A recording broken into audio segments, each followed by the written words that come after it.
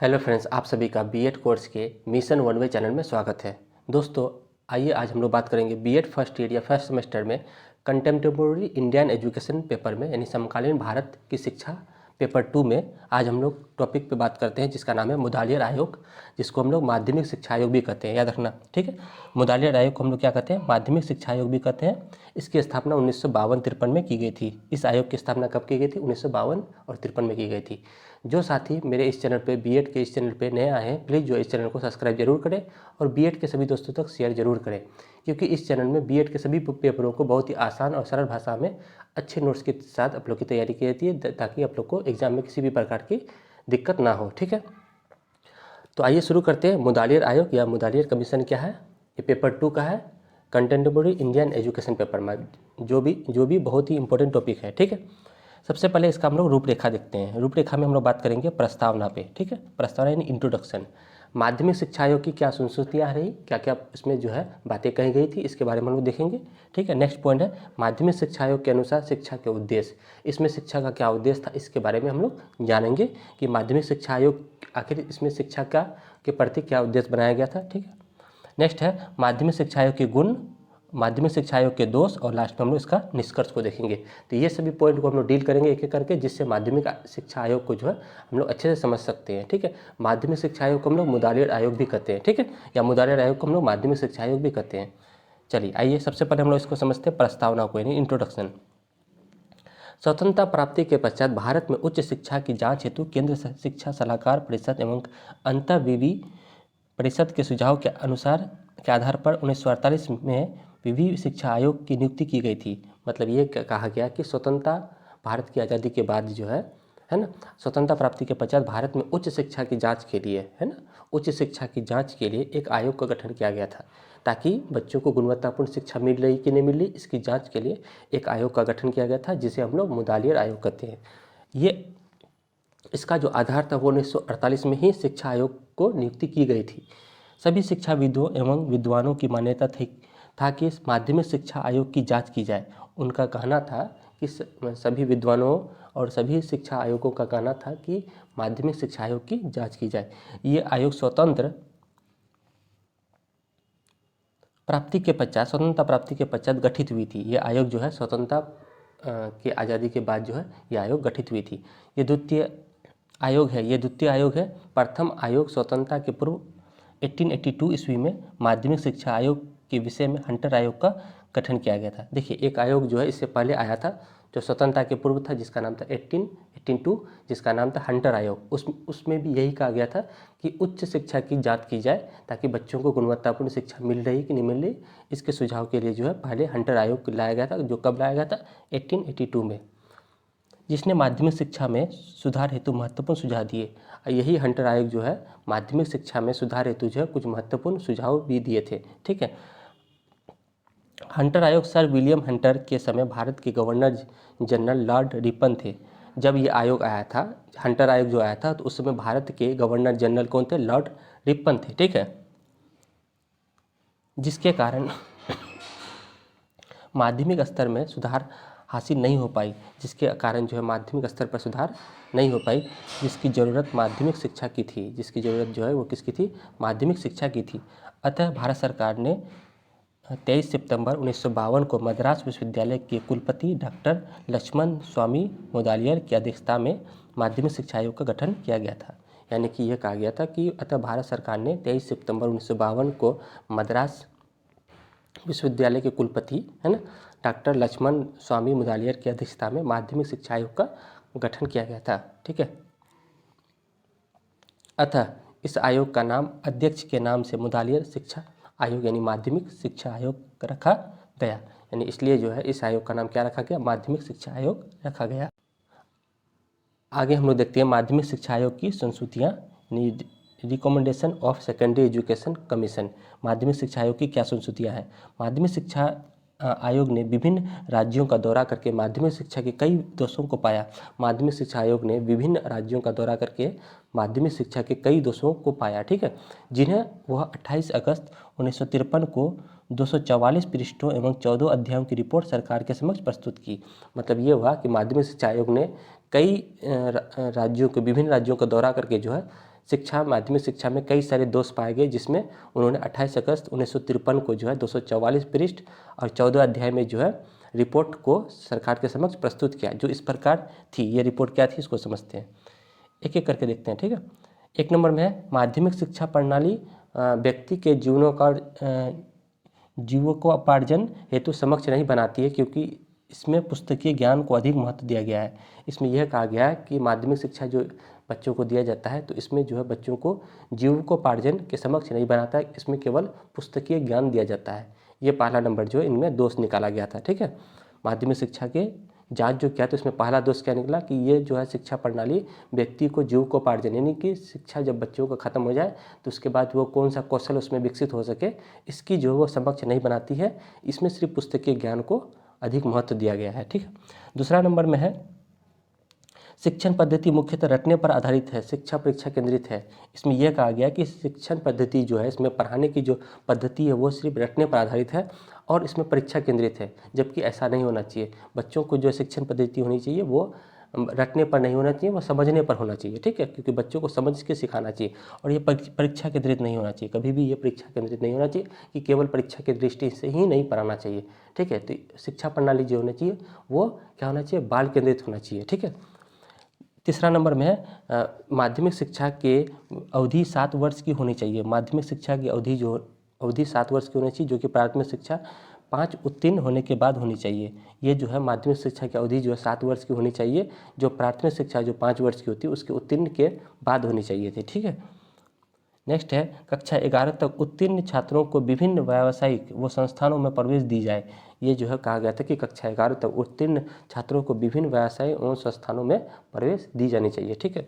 5वां नंबर में माध्यमिक शिक्षा की ये अवधि 2 भागों में विभाजित की जानी चाहिए, जिसमें 3 वर्ष का जूनियर कक्षा 6, 7, 8 है ना। माध्यमिक शिक्षा की यह अवधि 2 भागों में विभाजित की जानी चाहिए, जिसमें 3 वर्ष का जूनियर शिक्षा 6, 7, 8 तथा 4 वर्ष का उच्चतर माध्यमिक शिक्षा 9, 10, 11, 12 होनी चाहिए। ऐसी जो है ये कहा गया था कि माध्यमिक शिक्षा के 2 भागों में होना चाहिए। पहला होना चाहिए जूनियर शिक्षा 6, 7, 8 और 4 वर्ष का होना चाहिए 9, 10, 11, 12 होनी चाहिए, ठीक है।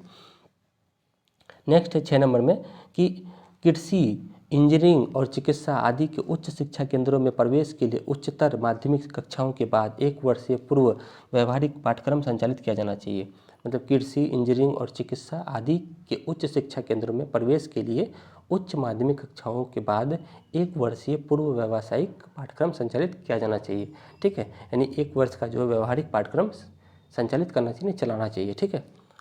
नेक्स्ट 7वां नंबर में है कि ग्रामीण विद्यालयों में कृषि शिक्षा का विशेष प्रबंध होनी चाहिए और वहाँ उद्यान कला, पशुपालन और कुटीर उद्योगों को भी शिक्षा का प्रबंध होना चाहिए। इन सभी चीज़ों में भी जो है शिक्षा को जोड़ना चाहिए, ठीक है। नेक्स्ट 8वां नंबर माध्यमिक स्तर पर अंग्रेजी को एक अनिवार्य विषय के रूप में होना चाहिए, क्योंकि यह अंतर्राष्ट्रीय और राष्ट्रीय महत्व की भाषा है। अंग्रेजी को जो है अंतर्राष्ट्रीय विषय के रूप में, एक अनिवार्य विषय के रूप में होना चाहिए। ये एक क्या है, अंतर्राष्ट्रीय और राष्ट्रीय महत्व की एक भाषा है, ठीक है। लेकिन बच्चों को एक मातृभाषा में ही शिक्षा देनी चाहिए, ठीक है। नेक्स्ट है 9 नंबर में है शिक्षण विधियों के दृष्टिकोण का विकास होना चाहिए। शिक्षण विधियों के दृष्टिकोण का विकास होना चाहिए, जिनका उद्देश्य केवल कुशलतापूर्वक सूचना प्रदान करना है, जिसका उद्देश्य केवल क्या है, कुशलपूर्वक जो है सूचना प्रदान करना चाहिए, ठीक है। नेक्स्ट 10वां नंबर में बच्चों को प्रायोगिक ज्ञान से जोड़ना चाहिए। बच्चों को क्या होना चाहिए, करके सीखने पर बल देना चाहिए, यानी कि प्रयोग के आधार पर जो है उन्हें ज्ञान देना चाहिए। नेक्स्ट है 11 नंबर में सभी विद्यालयों में एनसीसी, फर्स्ट एड, स्काउटिंग एवं जूनियर कैडेट कोर्स की व्यवस्था की जानी चाहिए। इन सभी जो है चीज़ों को बच्चों में जो है जोड़ना चाहिए। सभी विद्यालयों में एनसीसी की सुविधा, फर्स्ट एड या स्काउटिंग एवं जूनियर कैडेट कोर्स की व्यवस्था, इन सभी चीज़ों की होनी चाहिए, ठीक है। नेक्स्ट हम लोग 12 नंबर में देखते हैं छात्रों की सर्वांगीण प्रगति व उपलब्धियों को जानने हेतु समय समय पर उनके द्वारा कृत कार्य के अभिलेखों का मूल्यांकन करना चाहिए। यानी कि ये होना चाहिए कि छात्रों के सर्वांगीण प्रगति, यानी बच्चों का सर्वांगीण जो विकास हो रहा है उसके प्रगति और उपलब्धियों को जानने हेतु समय समय पर उनके द्वारा जो भी कार्य किए जाते हैं उनके अभिलेखों का क्या होना चाहिए, मूल्यांकन करना चाहिए अध्यापकों को, ठीक है। नेक्स्ट पॉइंट है 13 नंबर में कि प्रशिक्षित अध्यापकों की कमी को पूरा करने के लिए अभिनव पाठ्यक्रम, व्यवहारिक प्रशिक्षण कार्यशाला की व्यवस्था होनी चाहिए। इसके लिए योग्य अध्यापकों के लिए एमएड का प्रावधान है। इसमें जो ये कहा गया कि प्रशिक्षित अध्यापकों की कमी को पूरा करने के लिए जो भी पाठ्यक्रम व्यवहारिक प्रशिक्षण कार्यालय की व्यवस्था की जानी चाहिए। इसके लिए योग्य अध्यापकों को कम से कम एमएड करना जरूरी है, उन्हें प्रावधान होने चाहिए। ठीक है। 14 नंबर में है विभिन्न पाठ्यक्रमों की व्यवस्था के लिए बहुउद्देशीय विद्यालय खोली जानी चाहिए। कई सारे पाठ्यक्रमों की व्यवस्था के लिए क्या होना चाहिए, कई सारे जो है बहुउद्देशीय विद्यालय खोले जानी चाहिए। ठीक है। नेक्स्ट है 15 नंबर की माध्यमिक स्तर पर तकनीकी शिक्षा को जोड़ना चाहिए। माध्यमिक स्तर पर क्या होना चाहिए, तकनीकी शिक्षा यानी टेक्नोलॉजी एजुकेशन को उसमें क्या करना चाहिए, जोड़ना चाहिए। ठीक है। 16 नंबर में सभी शिक्षा संस्थानों में प्रशिक्षित निर्देशन अधिकारियों तथा करियर मास्टर की सेवाएं प्राप्त करने की व्यवस्था होनी चाहिए। इन सभी की जो है व्यवस्था होनी चाहिए विद्यालय में। 17 नंबर में अंतिम सार्वजनिक परीक्षा का पूरक परीक्षा प्रणाली प्रारंभ किया जाना चाहिए। कंपार्टमेंट में एग्जामिनेशन सिस्टम होना चाहिए जो अंतिम सार्वजनिक परीक्षा का पूरक परीक्षा प्रणाली होना चाहिए। नहीं कि जब कोई फाइनल एग्जाम देता है तो यदि उसमें वो फेल हो जाता है तो उसके बाद एक पूरक परीक्षा प्रणाली होनी चाहिए उस विषय का जिसमें वो फेल हो जाते हैं। ठीक है। तो अंतिम ये सार्वजनिक परीक्षा प्रणाली होनी चाहिए। तो ये हम लोग देखें कि किस प्रकार से जो है माध्यमिक शिक्षा आयोग की क्या क्या संस्तुतियाँ रही है। इन सभी का जो है एक रिपोर्ट तैयार किया गया जिसमें जो है 244 पेज या 14 पृष्ठों में जो है सरकार के समक्ष जो है आयोग जो है इन सभी चीज़ों को क्या क्या उसके समक्ष प्रस्तुत किया। माध्यमिक शिक्षा आयोग एक आयोग है जिसमें उच्च शिक्षा की जांच के लिए बनाया गया था। ठीक है। अब हम लोग देखते हैं कि माध्यमिक शिक्षा आयोग के अनुसार शिक्षा के उद्देश्य क्या होना चाहिए। ठीक है। तो शिक्षा के उद्देश्य जो है माध्यमिक शिक्षा आयोग के अनुसार शिक्षा के उद्देश्य निम्न होनी चाहिए। 1 नंबर लोकतांत्रिक नागरिकता का विकास होना चाहिए, है ना। कोई भी जो है दबाव में नहीं होना चाहिए। लोकतांत्रिक नागरिकता का क्या होना चाहिए, उसमें विकास होना चाहिए। दूसरा नंबर में सफल जीवन जीने की कला का विकास होना चाहिए। शिक्षा का मतलब हुआ उन्हें जो है एक सफल जीवन जीने का जो है क्या होना चाहिए, उन्हें कला विकसित होनी चाहिए ताकि वो शिक्षा ग्रहण करने के बाद जो है कोई एक व्यवसाय करके जो अपना ज़िंदगी यापन कर सके। ठीक है। व्यक्तित्व का विकास होना चाहिए उसमें, उसके अंदर जो है व्यक्तित्व का यानी पर्सनैलिटी अपने जो है अपने व्यक्तित्व का उसमें क्या होना चाहिए, विकास होना चाहिए। ठीक है। नेक्स्ट है व्यावसायिक क्षमता का विकास होना चाहिए। व्यावसायिक क्षमता का उसमें क्या होना चाहिए, विकास होना चाहिए। ठीक है। 5वां नंबर पे नेतृत्व के लिए शिक्षा होनी चाहिए। नेतृत्व के लिए उसमें क्या होना चाहिए, शिक्षा होना चाहिए। 6 नंबर सच्चे देश प्रेम की भावना का विकास होना चाहिए। सच्चे देश प्रेम की भावना का क्या होना चाहिए, उसमें विकास होना चाहिए। 7वां नंबर में सर्वांगीण व्यक्तित्व का क्या होना चाहिए, विकास होना चाहिए। सर्वांगीण व्यक्तित्व का उसमें विकास होना चाहिए। ठीक है। अब हम लोग देखते हैं माध्यमिक शिक्षा आयोग के गुण। माध्यमिक यानी मेरिट ऑफ मुदारिया कमीशन, माध्यमिक शिक्षा आयोग के गुण क्या क्या है। ठीक है। 1 नंबर माध्यमिक शिक्षा आयोग के गुण निम्नलिखित हैं। ठीक है। माध्यमिक शिक्षा आयोग के गुण निम्नलिखित। 1 नंबर माध्यमिक शिक्षा की नवीन संकल्पना को व्यापक बनाने के लिए केंद्र सरकार की भागीदारी पर बल दिया। माध्यमिक शिक्षा की नवीन संकल्पना को बनाने के लिए, व्यापक करने के लिए इसमें जो है केंद्र सरकार की भागीदारी अधिक होनी चाहिए। ठीक है। नेक्स्ट कहता है 2 नंबर में कि शिक्षा को व्यापक बनाने के लिए छात्रों के व्यक्तित्व विकास के लिए शारीरिक, मानसिक, सामाजिक, नैतिकता के विकास पर बल दिया जाता है। ये जो है शिक्षा की व्यापक बनाने के लिए छात्रों के व्यक्तित्व विकास के लिए शारीरिक, मानसिक, सामाजिक, नैतिकता पर के विकास पर क्या देना चाहिए, बल देना चाहिए। ठीक है। चलिए नेक्स्ट है 3 नंबर आयोग की रिपोर्ट में बहुउद्देशीय स्कूल खोलने की संस्तुतियाँ समय की आवश्यकता के बिल्कुल अनुकूल थी। इसके साथ ही ग्रामीण स्कूलों की स्थापना भी भारत जैसे कृषकों के लिए देश उपयुक्त थी। इन सभी चीज़ों के लिए भी जो है कृषकों के लिए देश उपयुक्त थी। 4 नंबर में आयोग ने माध्यमिक स्तर पर शिक्षा का माध्यम मातृभाषा में होनी चाहिए। आयोग के अनुसार जो है शिक्षा का जो माध्यम आयोग के अनुसार जो है वो माध्यमिक स्तर पर शिक्षा का माध्यम मातृभाषा में होना चाहिए। बच्चों को जो शिक्षा देनी चाहिए वो किस भाषा में देनी चाहिए, अपनी मातृभाषा में जानी चाहिए, जिससे बच्चों को पढ़ाने में किसी भी प्रकार की दिक्कत ना हो और समझाने में भी बच्चों को दिक्कत ना हो। ठीक है। 5वां नंबर में आयोग ने उचित रूप से अध्यापक की स्थिति में सुधार किया क्योंकि अध्यापक ही संपूर्ण शैक्षिक संरचना की रीढ़ होती है। आयोग ने उचित रूप से अध्यापक की स्थिति में सुधार किया, है ना। अध्यापक की जो है उसमें प्रशिक्षण हेतु बच्चों को प्रशिक्षित अध्यापक की ज़रूरत है। अध्यापक की संपूर्ण शैक्षिक संरचना ही अध्यापक जो होती है वो क्या होती है, रीढ़ होती है। ठीक है। क्योंकि अध्यापक ही बच्चों को शिक्षित करने में मजबूत होते हैं। ठीक है। 6 नंबर में परीक्षा प्रणाली में वस्तुनिष्ठ प्रश्नों पर बल दिया गया जिसकी विश्वसनीयता अधिक हो गई। मतलब ये कहा कि परीक्षा प्रणाली में वस्तुनिष्ठ प्रश्नों पर बल दिया गया जिसकी वैलिडिटी यानी विश्वसनीयता जो होती है वो क्या होती है, अधिक होती है। ठीक है, वस्तुनिष्ठ प्रश्न में विश्वसनीयता अधिक होती है। नेक्स्ट 7वां नंबर में है, आयोग ने बालक व बालिकाओं की शिक्षा में किसी प्रकार का भेदभाव न करने की संस्तुति की। उन्होंने अलग से बालिका विद्यालय की अनुशंसा की। देखिए, ये कहा कि आयोग ने बालक और बालिकाओं की शिक्षा में किसी भी प्रकार का भेदभाव न करने की संस्तुति की, लेकिन उन्होंने ये कहा कि बालिका विद्यालय की अलग से बालिका विद्यालय की अनुशंसा की कि अलग से बालिका विद्यालय होनी चाहिए। ठीक है।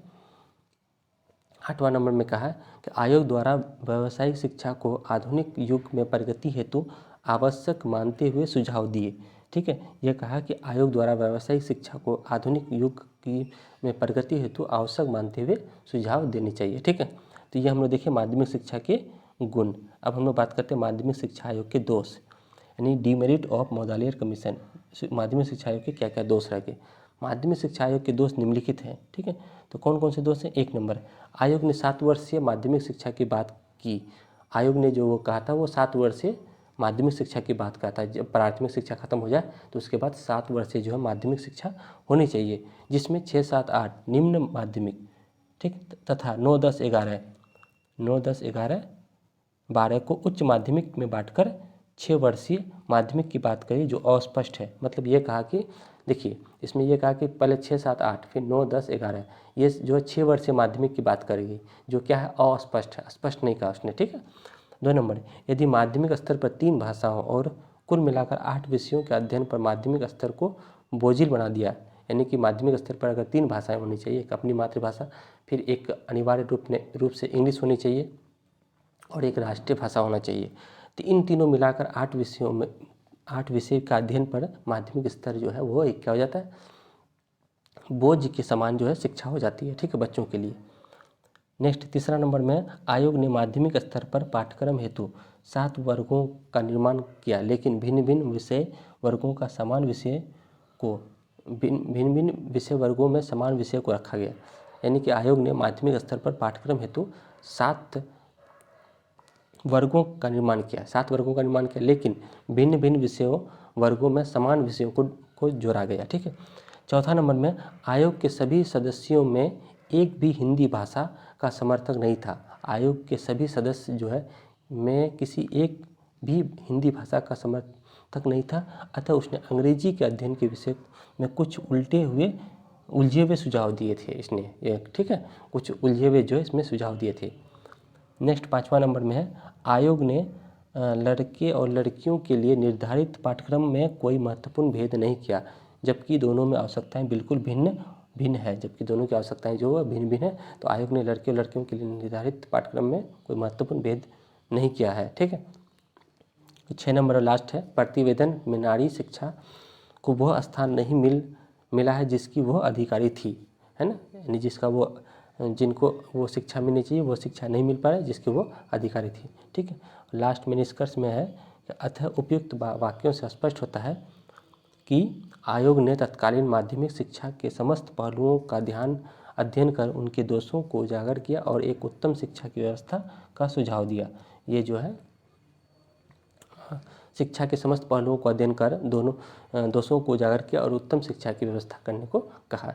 तो ये हम लोग आज देखें मोदालियर आयोग, जिसको हम लोग माध्यमिक शिक्षा आयोग भी कहते हैं, ये आयोग कब आया था, तो 1952-53 में आया गया था। ठीक है। तो उम्मीद करते हैं आप लोग को ये टॉपिक जो है समझ में आ गया। ठीक है दोस्तों, इसी तरह से मेरे चैनल पर बने रहे, फिर हम लोग नए टॉपिक में नए वीडियो के साथ मिलते हैं। तब तक के लिए धन्यवाद।